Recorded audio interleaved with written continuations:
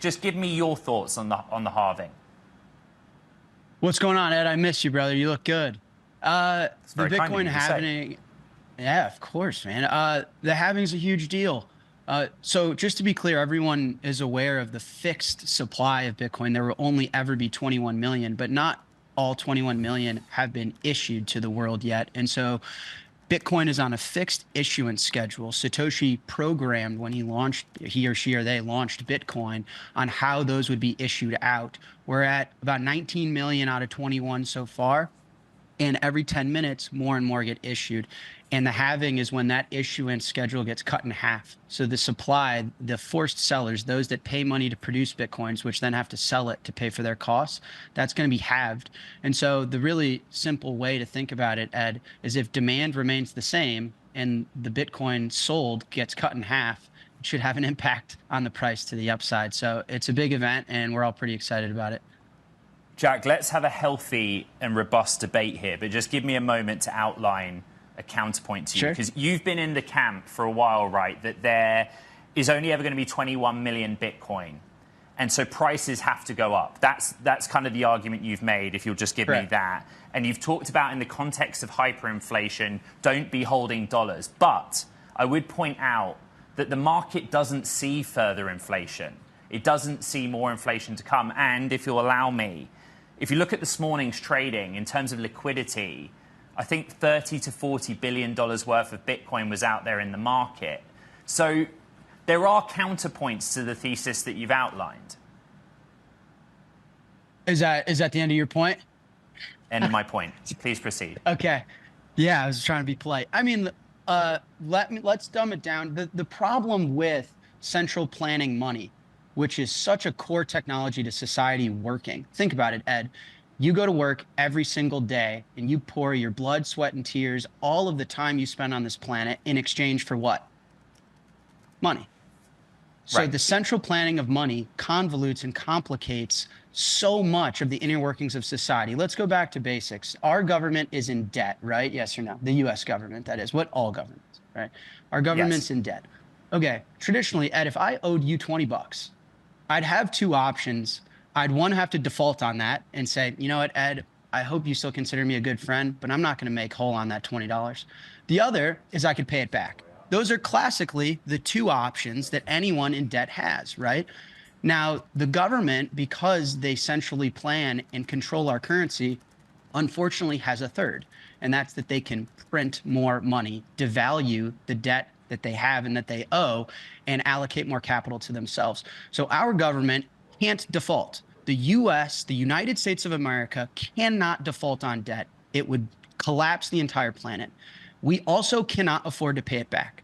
So if you just, listen, I didn't even go to college, brother. This is just 101 basics, how the world works. If we can't default and we can't pay it back, what's the only option that they have to do? No matter what they sit and tell you at the Fed chair meetings and all of the economists, they have to issue more dollars. And so if there's going to be more pieces of green paper, you want them competing for the most fixed thing, right? There's more dollars that are competing for a fixed amount of Bitcoin. And yes, real estate's going to go up too, because there's more dollars competing for real estate, but they can make more real estate. They can find more gold. They can't make any more Bitcoins. And that's just, I mean, even a college dropout can understand that, my friend. Jack, let me jump in and, again, just reiterate that the basic of the argument is that there are only ever going to be 21 million Bitcoin. And the finality of that, what am I trying to say? The supply constraint on that is what will provide upward momentum. I have many questions for you. I think put your Strike CEO hat on and let's talk about payments. Give me an update on the state of crypto payments. We got a lot of questions about this, about real world adoption, because we kind of over the market mechanics of Bitcoin now, I think, at this point. What are you seeing out there globally? I think the biggest, I don't know if it's tension. The biggest story is stablecoins for sure. Here's my personal take. Bitcoin is the only neutral value transfer protocol for the world. We view it at Strike as the single value transfer protocol for planet Earth. Now, that sounds like a lot of gobbledygook, what I actually mean by that is Bitcoin is the only physical digital instrument. So a stable coin is just an IOU for a bank deposit. It's like a innovation to ACH, but you have counterparty risk with the issuer, with regulators, with where the bank deposit is held at that bank. What if they're fractional reserve? So Bitcoin's the only physical instrument on the internet that we can move globally. So we view it as the way, like it's like the TCP/IP of value transfer for the web. But the problem, I think, is that consumers around the world prefer stable coins because of their relative stable value to Bitcoin. So when you have emerging markets like in Africa, like Latin America, all through Latin America, they find it difficult to stomach the volatility. If you're living paycheck to paycheck, Bitcoin can be an intimidating asset. So where we are spending a lot of our time is trying to meet the consumer demand of Africa, of Latin America, where Bitcoin, the technology, is just so far ahead of everything else. But the dollar value is valuable to consumers in these regions. So I think that's going to be a lot of the payments innovation over the next few years, is the marrying of those two concepts. Well, just a quick follow-up on that. So geography was one of the other questions that we got. So, for example, how's the El Salvador HQ going? As one example, but you mentioned, I think, Africa and Latin America. Do you kind of have, we only have a few seconds, Jack, but do you have a specific list of countries to which you've actually expanded service? Yeah, we just launched Strike Africa. I think, listen, every single person on the planet is dealing with fiat debasement, is dealing with what I explained, is the fact that their government has to issue more of their currency. So access to Bitcoin is paramount. It's a killer use case because it's the only thing that no one on the planet can create more of.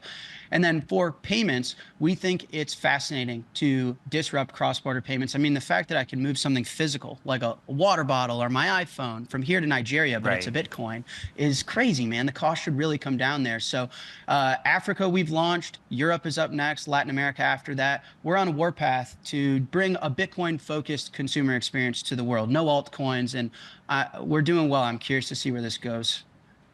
Jack, I actually have a question for you in real time through the IB on the Bloomberg terminal. I'm just going to read it to you. Jack, how can the blockchain sustain itself if the miners who are validating the transaction mine less and less new coins? That's a direct question to you from our audience. Yeah, so the miners get paid fees. So every single transaction is a fee associated with it. So miners, in theory, collect revenue. There's been blocks as of recent where the fees actually are more than the issuance reward. But the Bitcoin protocol also auto-adjusts itself, and the difficulty required to mine blocks changes by how many people are mining as well. So the protocol is built to sustain itself. And this is also a problem that is way out in the future. I think sometimes when people get stressed out, listen, the Bitcoin price is outpacing the halvings, right? Bitcoin is going up multiples more than the issuance is being halved. Bitcoin's already up over 100% in the last calendar year, right? So I think that this is an anxiety-inducing problem that we may face in 20, 30, 40, 50, 100 years.